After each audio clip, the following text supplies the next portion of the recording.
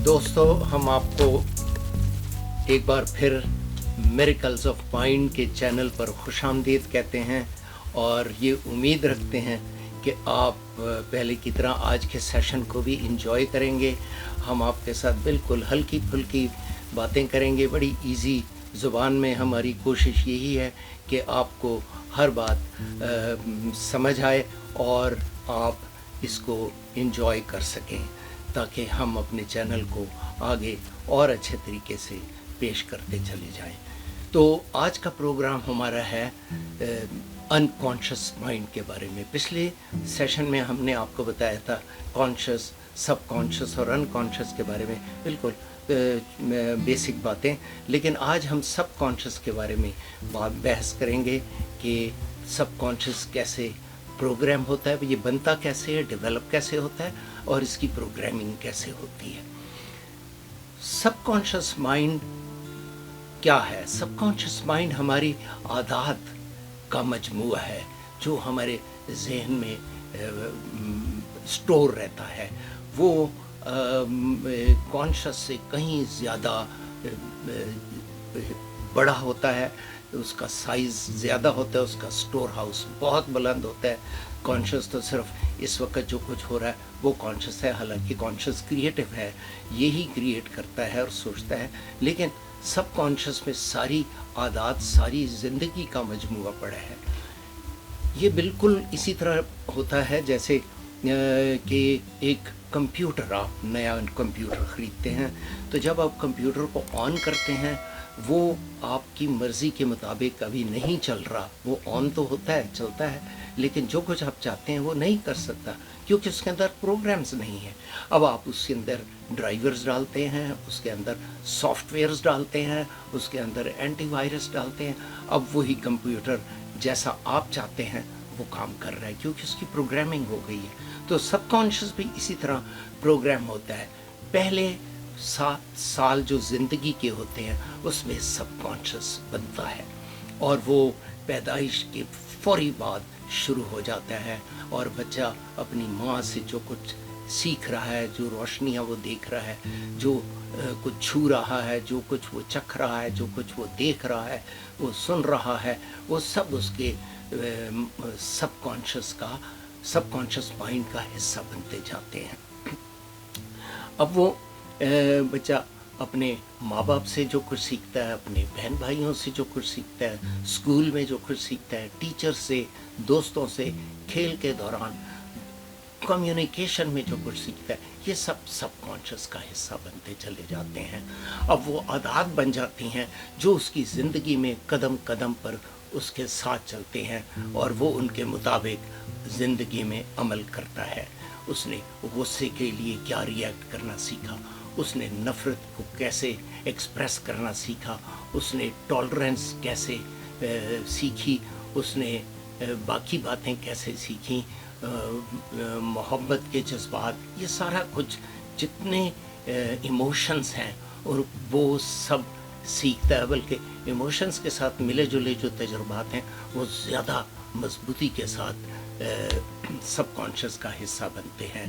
तो होता ये है कि जब अब 7 साल उसकी प्रोग्रामिंग हो चुकी है, अब वो ज़िंदगी में जो कुछ भी कर रहा है, जो किरदार कर रहा है, जैसे चल रहा है, वो उसके सबकॉन्शियस ने उसके लिए राह हमवार करनी है। वो उसके मुताबिक चलता है, वो उससे हट नहीं सकता। वो कोशिश करे भी तो उसे लोग कहते हैं भाई तुम अपनी आदतें बदलो, तुम अपनी सोच बदलो, लेकिन वो कैसे बदले? वो तो सब उसके प्रोग्राम का हिस्सा है जो उसने सीखी हुई हैं, जो उसके जहन में पक चुकी हैं। वो उनको कैसे बदले? वो ऐसे नहीं बदल सकता।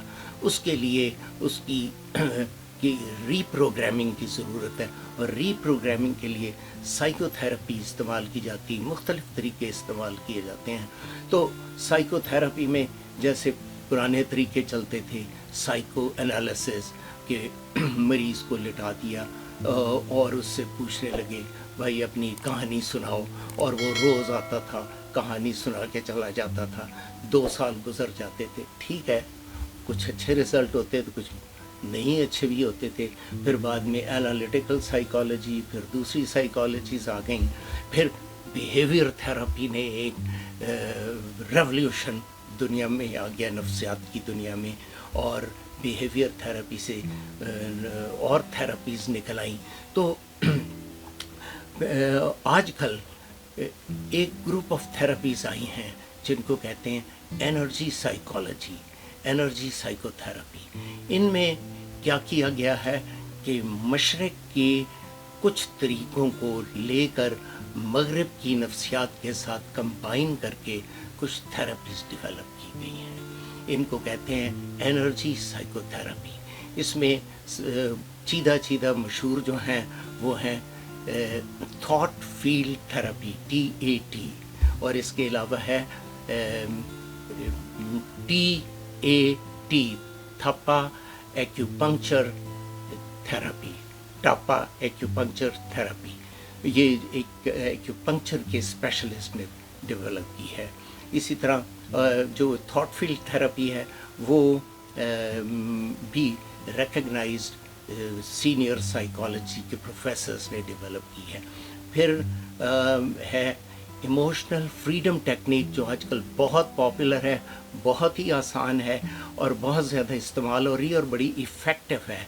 तो इमोशनल फ्रीडम टेक्निक्स इस्तेमाल हो रहे हैं। और ये थेरेपीज़ से क्या किया जाता है, माहिरीन ये कहते हैं कि ये हमारे सब कॉन्शियस की रीप्रोग्रामिंग करते हैं। मसलन एक शख्स को आप कहें कि भाई, जैसे अभी मैंने बताया कि भाई तुम लोगों से नफ़रत ना किया करो, हर एक से मोहब्बत किया करो, हर एक को अच्छा समझा करो, लेकिन वो कैसे करे? है, अब तुम अपने आप को सजेशन दो, मुझे हर एक से मोहब्बत है, मुझे हर एक से मोहब्बत है, लेकिन होता क्या, सब कॉन्शियस के अंदर जो उसके अंदर बचपन से जो नफ़रत के लिए जज्बात बैठे हुए हैं वो ऐसे आसानी से नहीं निकल सकते।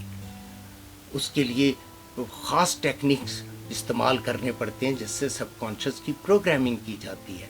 तो ये तरीके जो हैं ये सब कॉन्शियस की रीप्रोग्रामिंग करते हैं, उसे पॉजिटिव बनाते हैं, नेगेटिविटी को निकाल दिया जाता है और पॉजिटिविटी को अपनाया जाता है ताकि शख्सियत में पॉजिटिव एटीट्यूड आ जाए। और जब पॉजिटिव एटीट्यूड आएगा तो हालात बेहतर होते चले जाते हैं और शख्स की शख्सियत जो है वो निखर कर सामने आती है। ये है मकसद इन तमाम थेरेपीज़ का, जिसके बारे में हम अपने अगले सेशन में आपको EFT के बारे में और दूसरी थेरेपीज़ के बारे में तफसील से बताएंगे। और हमें उम्मीद है कि आप नेक्स्ट सेशंस का इंतज़ार करेंगे और उसे एंजॉय भी करेंगे। तो दोस्तों, मेरी आपसे ये दरख्वास्त है, रिक्वेस्ट है कि प्लीज़ हमारे चैनल को आप सब्सक्राइब करें, इसको लाइक करें और अगर आपके पास टाइम हो तो इसका कमेंट सेक्शन खोलकर अपने छोटा सा एक कमेंट ज़रूर लिखें। बहुत शुक्रिया।